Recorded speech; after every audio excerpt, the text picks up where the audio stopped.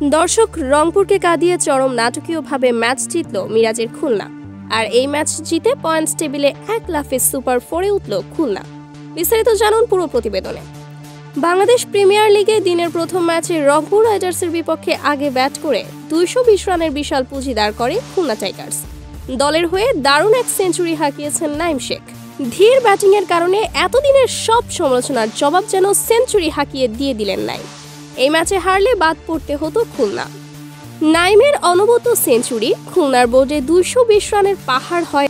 জবাবে রংপুর শুরুটা মোটামুটি ভালোই করে। পাওয়ার প্লে শেষে কয়েকটি উইকেট হারিয়ে দিশেহারা হয়ে পড়ে রংপুর। তবে লড়াই চালিয়ে গেছেন সৌম্য সরকার। শেষ দিকে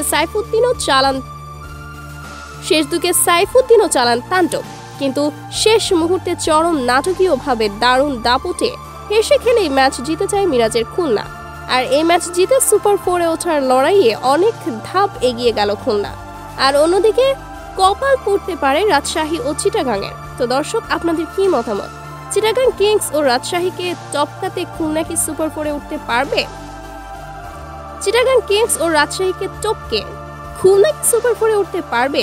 তা এই বিষয়ে জানিয়ে দিন আমাদের ভিডিওর কমেন্ট বক্সে। ধন্যবাদ।